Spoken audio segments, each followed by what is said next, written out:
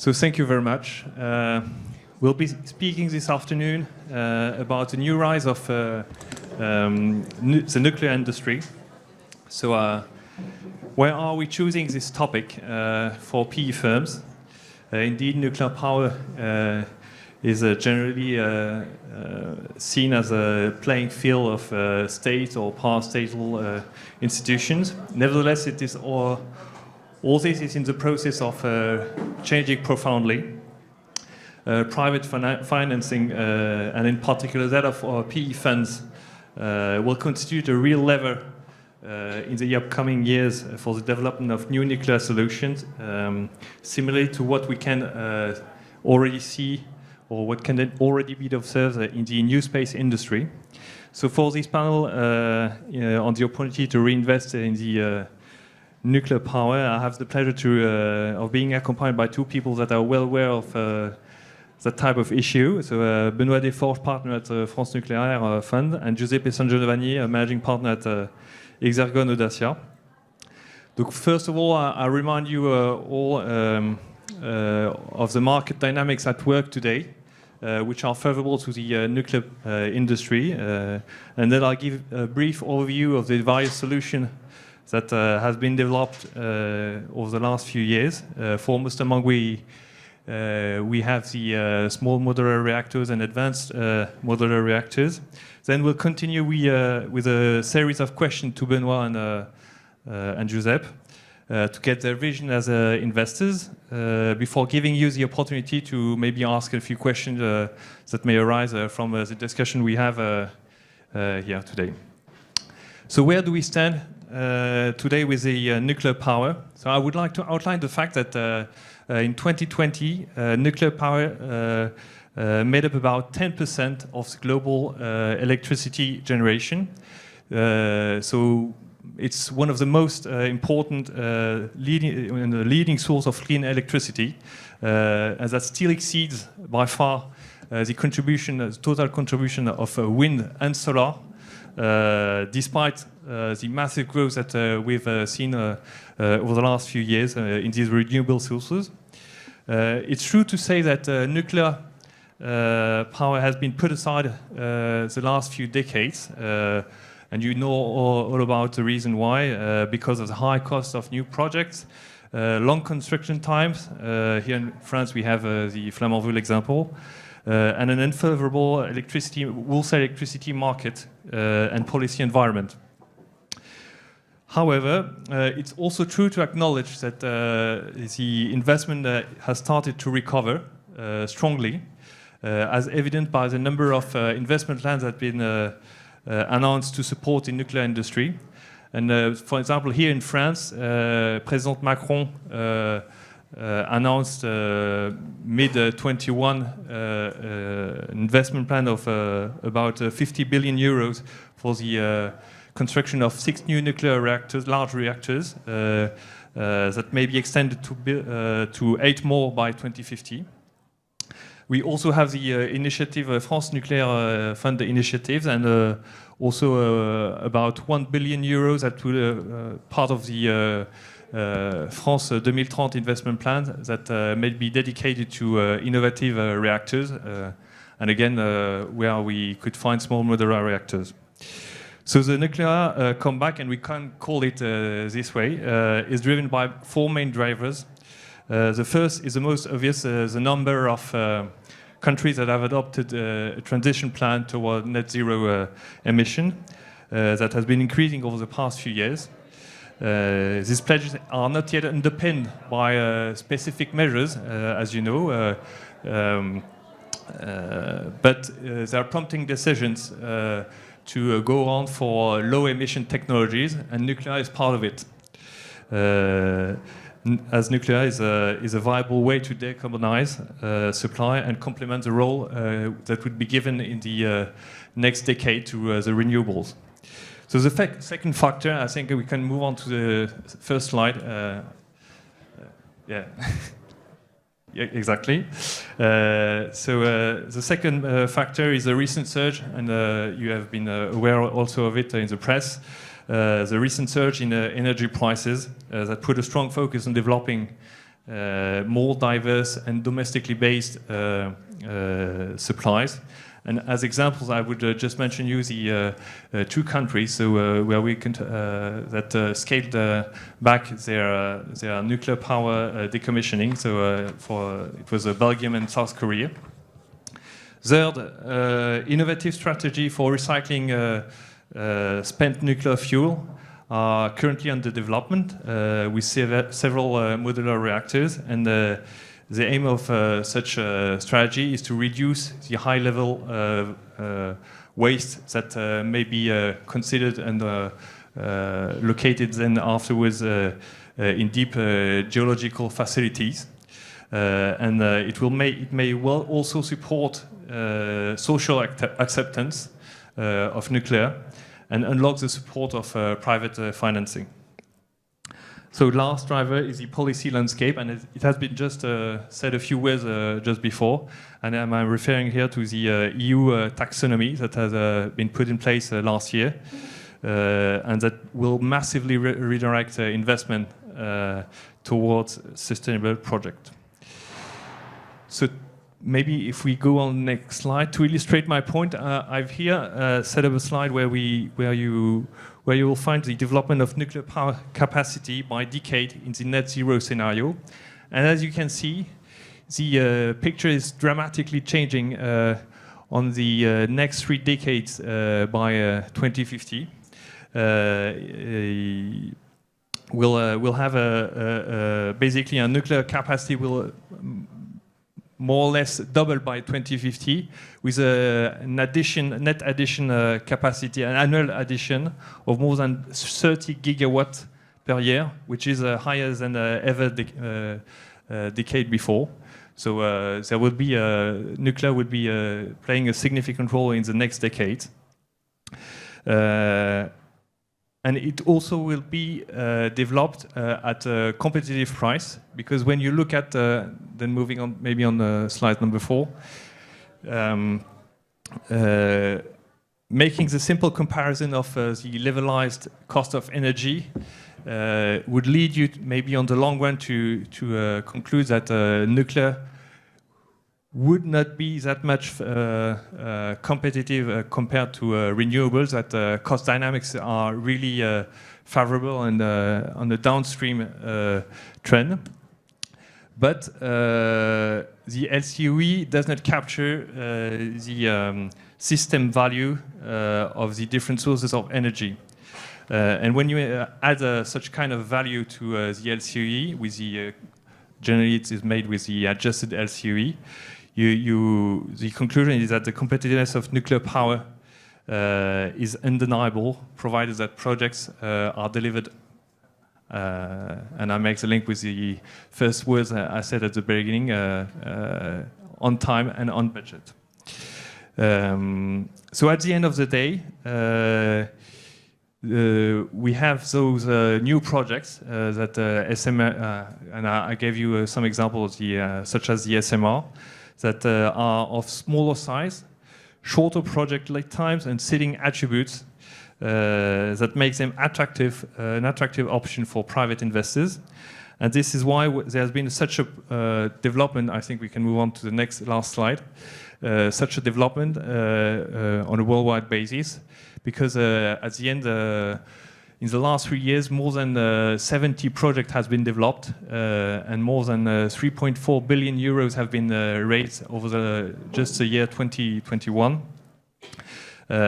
which really outlines the fact that nuclear is coming back. So the vast majority of these projects are still in the design phase, trying to demonstrate their ability on a technical point of view, but also from a commercial perspective. But as such, massive investment will be required to deploy them on an industrial scale, and PE firms may well take over the currently active venture fund, and it makes the good transition to move on to Benoit, because so we've seen that there are a lot of projects ongoing and potentially many investment opportunities. So the first question I would like to ask you is, what is your strategy as an investor in nuclear project? Are there any specific futures you're looking at, type of project and end usage or geographies? And how do you think investors will adapt their strategy with respect to the EU taxonomy? It's a long question, but... Yeah, okay. Thank you, René. So, a few words. Benoît Desforges. I joined Ciparex 1 year ago to manage the Fonds France Nucléaire in French, France Nuclear Fund, with a little bias since I've got only two limited partners, which are the French state on the one side and EDF on the other side. So, just to give you the context, and you will have another insight on the topic with the more private LPs. You mentioned decarbonization, seeking cleaner energy mix, which is one pillar. And the second one, which has been emphasized recently by the macro context, which is sovereignty. We don't want to be dependent anymore on other countries. We want to rely on our own production capacity for electricity and for energy more largely. And we have a context that has fully changed in several years, several months. Taxonomy, as you mentioned, has been one favorable recent fact that has emphasized the interest in nuclear. And so you have new build projects that have been put in place. You have, and we will develop a little bit, several new initiatives, innovations that have been that are, for some of them, carried out by startups seeking for capital, venture capital, and perhaps more capital after. And so the overall context is much more favorable than what it was several years and several months ago. So at Ciparex, and Fonds France Nucléaire, what are we seeking? We have the French and the European industry is facing a tremendous capacity increase requirements in every skills, every profession contributing to the nuclear. And this is to answer the forthcoming workload that what we see coming. And we want to take advantage of that.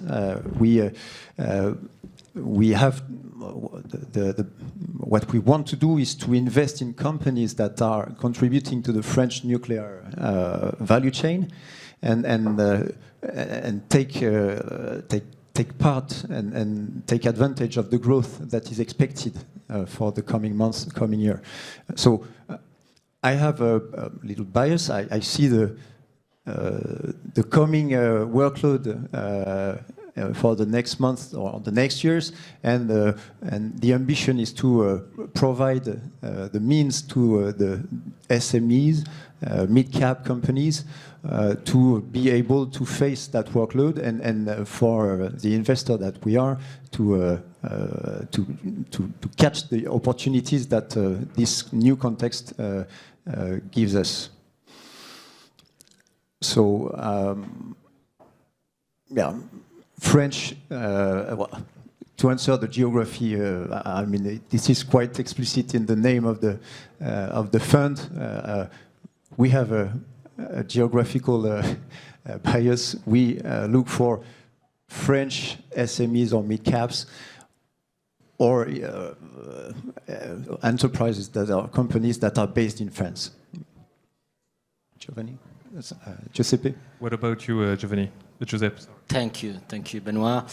I'm Giuseppe San Giovanni. and I'm here as a managing partner of Exergon. Exergon is the new fund belonging to the family of Audacia. I remember Audacia is a private equity firm founded about 20 years ago by Charles Becbédé, that invests in private equity and in venture capital. In particular, I know that I have to say this, the first fund in venture of Audacia is the fund dedicated to quantum informatics that has just closed a round of 100 million euros of capital raising. And the second was, and is actually the fund on the new space. And the third, hopefully not the last, is the fund that we are now launching on the energy transition. And this is Exergon, focusing in particular on nuclear, but not only. We also invest in hydrogen, energy storage, and energy transition. But the topic of today is nuclear. So what's our view on nuclear? As a venture fund, we focus on deep tech, and in particular on companies providing sound value-added innovations. And this means in nuclear, on one side, on the fission side of the game, focusing on the new concepts and new designs of reactors. We are talking here about the fourth generation of nuclear reactors. And in fusion, the other part of the game, this means focusing on the improvements that we have seen over the last months, very much linked to the two main approaches that are the approach of laser-driven inertial confinement on one side and magnetic confinement on the other. So without going too much in the technical aspects, both fission and fusion in this period are experiencing a tremendous momentum. Let me recall you something. In December 1942, in a laboratory below the football stadium of Chicago University, Enrico Fermi, an Italian physician, for the first time realized a chain reaction of a fission-based atomic pile. This is the very first moment where the world realized it could control a nuclear reaction. An historical moment. 80 years after this, we are facing another historical moment where nuclear is for the first time attracting private capital. This never happened before. For the first time, we have private investors that believe they can boost and they can make money investing in nuclear, either fission and fusion, and these new concepts, and we will maybe have the chance to develop a little bit more. As an investor, our main goal is, of course, to provide attractive returns on investments for our LPs. And hopefully we can do this at the same time boosting the development of the nuclear, new concepts, new designs.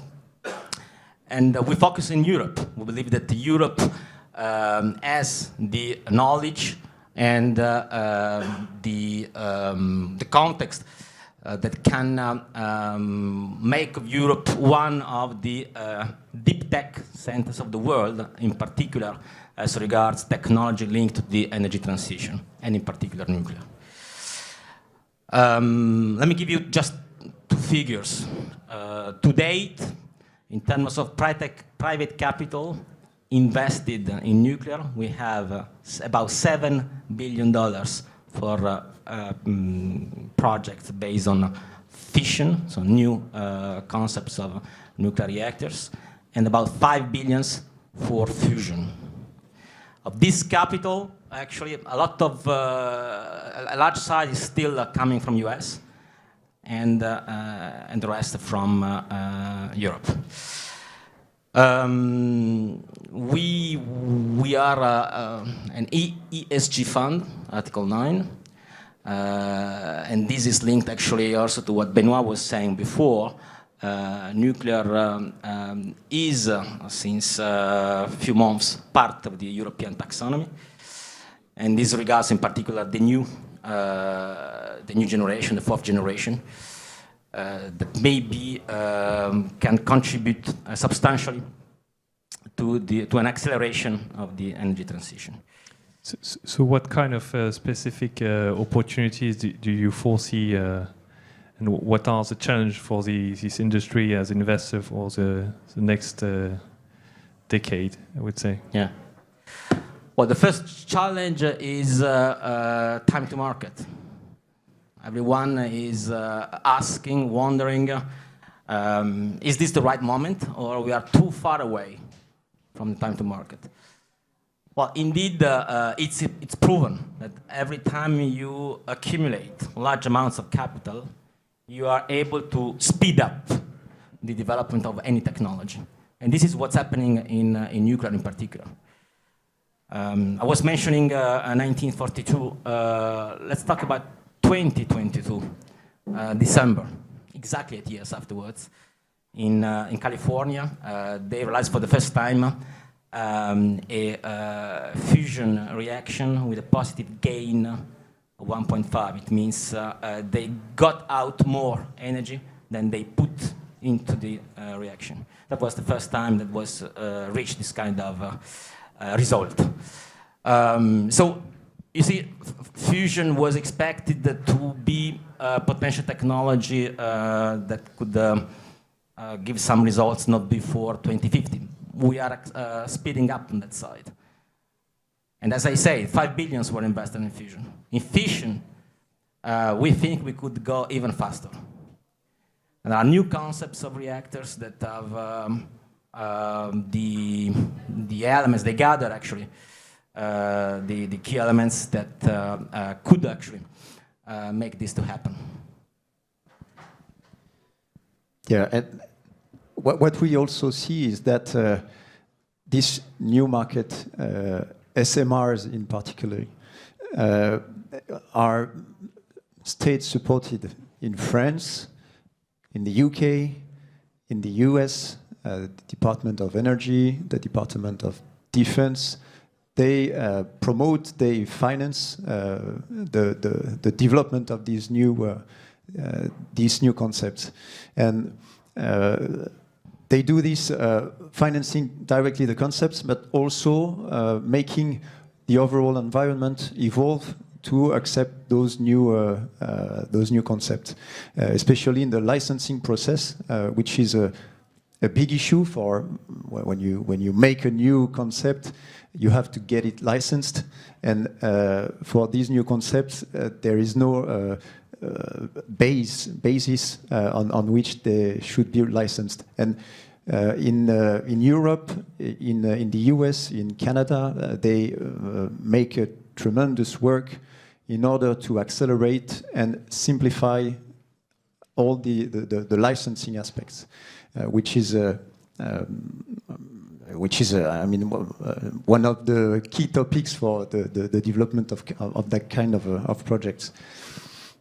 Maybe a further element is fuel cycle. These new concepts, they need fuel, sometimes new kind of fuels to be fed with. So you need to have a supply chain that works in that sense and that you can secure this amount of fuel. That's another major challenge.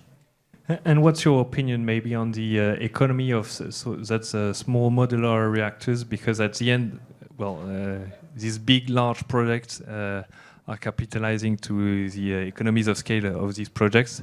What makes it so different from these large projects, and how do you consider it would be viable on the long run?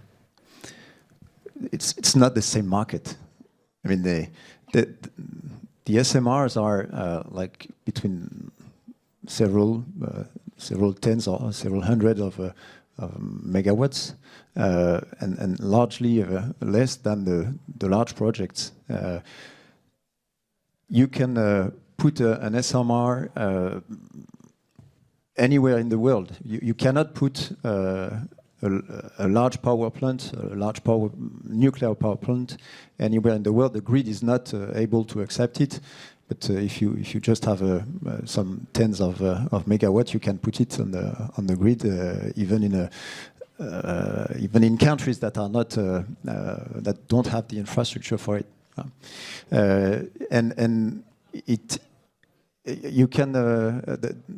you can change, you can switch a carbonized production plant and change it with an SMR. It's made for this. I mean, so it's a new market. It's not the same market as the large nuclear power plant, and the economies are different. It's standardized.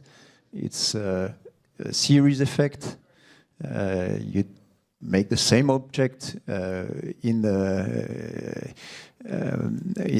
one place and install it on the grid afterwards, but you have a facility to assemble it, so you don't play the same game. It's not the same way to contemplate the market. Right.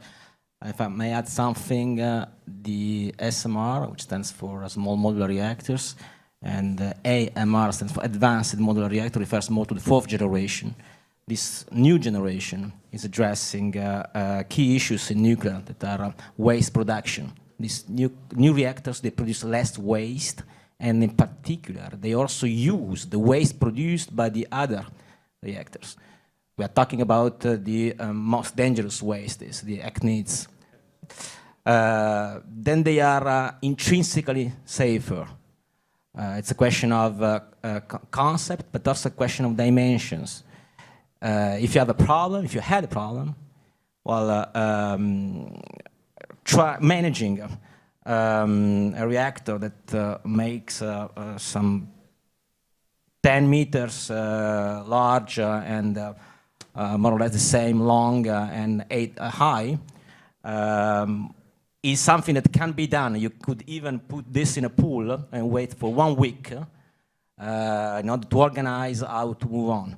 This is something that you cannot do with an EPR, for example, which is a huge power plant. So the dimension they help this this inherent safety, and all of this together make a push for more acceptability of nuclear in with this configuration with smaller reactors. Benoit mentioned before, thought before about another element, which is the integration of this reactor. That's a little bit more technical, but it's very true. The power supply system is going toward a more decentralized configuration with sources of generation that are smaller and distributed, which gives more resilience to the grid. The new reactors, they respond also to this kind of driver. Yeah, so one topic for new opportunities are SMRs and AMRs, advanced modular reactors. And this is more your topic than mine, and mine is more about looking at the workload coming for the new power plants, the operation and maintenance of the power plants that are existing today, and this is, I mean, this is the coming market for the installed base, the industrial installed base that we want to invest in. So maybe last question: would you consider to be needed to accelerate this move towards the industrial scale? And are there any barriers, or that you already foresee, or not? Yeah, let's start. Well, first you need the social acceptance. I feel like this, and it's going in the right direction. Then I would say you need better knowledge from a policymaker perspective. on what nuclear can do in the right way. And all of this helps to overcome some ideological barriers, like, for example, considering nuclear and renewables as in conflict. They are not at all in conflict. They are perfectly complementary. So it's not a question of deciding if you should invest in renewables or in nuclear. You can invest in both, and both, they actually make sense. Going in this direction in terms of comprehension of what nuclear, in particular the new generation, can bring in terms of advantages, can make a lot of sense. And then, of course, you need to speed up on technology. And this, as I said before, could be very much boosted by the capital invested.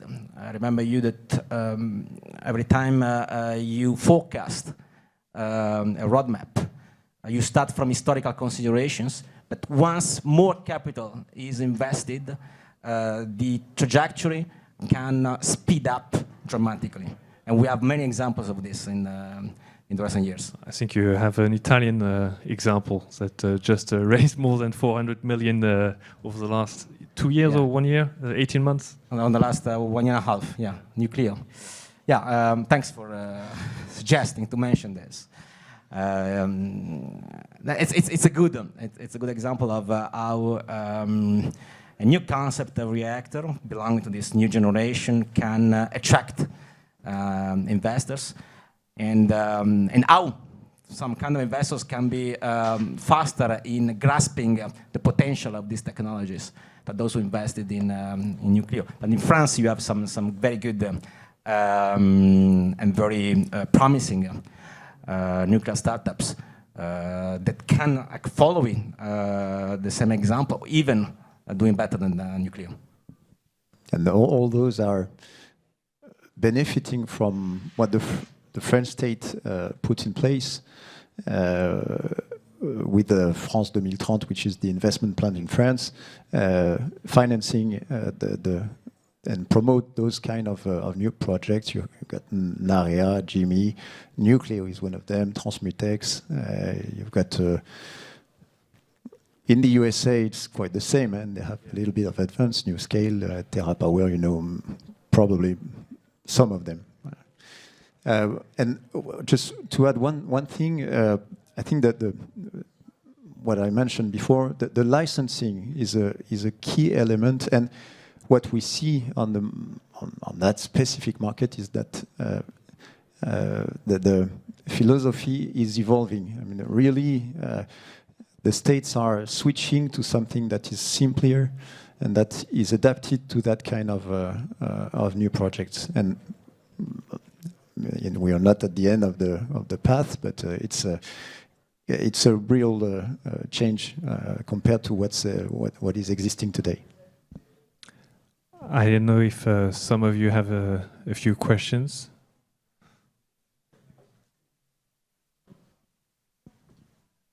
Hello, thanks. I'm Mikko. I'm from Finland, and our French EPR is 14 years late, but it's almost reaching full capacity as we speak, which is great, of course. But a very interesting domain overall.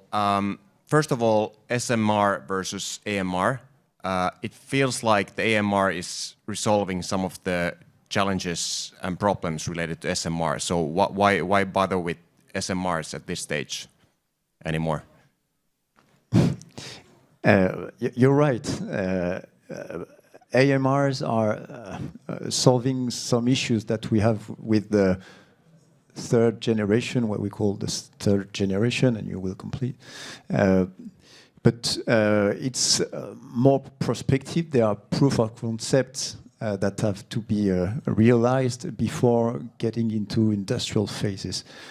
For what's called SMRs, those are proven concepts put in a smaller size. So there is, it's not the same time to market, it's not the same maturity. However, AMRs are benefiting from more private capital investors, and they actually, we can see that they go faster, and they have the promise is not the same. So perhaps we'll see. Perhaps SMRs we won't bother very long with SMRs. I don't know yet. Yeah, well, maybe to complete, just for you to be clear on this, EPR and SMR, these are the third plus generation. AMR are the fourth generation. Fourth generation is not yet ready. There is a question of time to market. There is no time anymore for speeding up on energy transition. So you need to use technology that you have now available. And it's also a question of supply chain. Technology, once is ready to be deployed in the market, needs behind a supply chain that works. As Benoit was saying correctly, the AMR will benefit from the supply chain of the SMR, but they still need to have this adjusted for their needs. That's the main, I would say, the main element. Yeah, and the next topic, you mentioned the supply chain. And with fusion, obviously, that is a lot easier. The waste chain is a lot easier, and there's no dangers of weapons-grade fuels or anything like that. So my next question is also that why bother with fission too much at this stage and not put all private capital efforts into fusion, because fission will always be regulated to death. I mean, there will be governments and other parties making sure that things are difficult enough there for the safety reasons. And in fusion, these kind of issues wouldn't exist. What's your take on that? All for fusion. Part of the answer is the same of the previous question. I mean, it's time to market. Fusion is going fast, but for the moment we are on experimental results. We are not yet on commercial prototypes. So we need to use what is available now. And I remind you, we are talking about a transition, something that goes from A to B, and what is needed to have this, to make this passage. Then once you are in B, then you will use other technologies that can actually respond to this criteria of not having waste problems and so regulation constraints. So that's actually the main argument. We don't know exactly when fusion will be ready for a commercial use, but let me further elaborate on this, because you are investors, and I imagine one of the questions is for you. Well, okay, but all of this sounds good, but indeed we don't have any proof that if we put some money today, in 10 years' time, we'll have some kind of return that makes sense. What we look in Hexagon is not the industrialization phase of these new concepts. It's more the technology bricks that are developed by these new players. These technology bricks eventually could be then acquired by large energy groups that will develop this. But it's this value creation in the technology bricks that makes sense for us. So we will not ask to our LPs to give us money, because we will give them a return once the new reactors are industrialized. We ask them give us the money because in these companies we're investing in, the value creation of the bricks they are developing is going to have, is going to provide a kind of capital gains that we are targeting. For these bricks, do they need like radioactive material, or I mean, what kind of companies are there? What do they do, and how do they achieve their goals within this space? I feel it's so regulated that what kind of technological bricks are being created within those companies? Because it's a nuclear domain, you need to have nuclear reactions. So I'm just trying to figure out how startups can do that. Right. I mean, just one example on fusion. One of the most known concepts for fusion is the use of magnetic confinement. Okay, you can achieve this through some very powerful electromagnets. These electromagnets, they use superconductivity materials. The superconductive materials are developing very fast thanks to this kind of market that is now today available. And these materials can be used in a lot of other applications, like in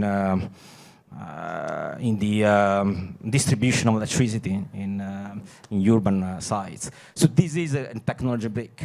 You know, that's just an example. You could have, I can mention others on the fission reactors if you want, but maybe we don't have all the time. Thank you.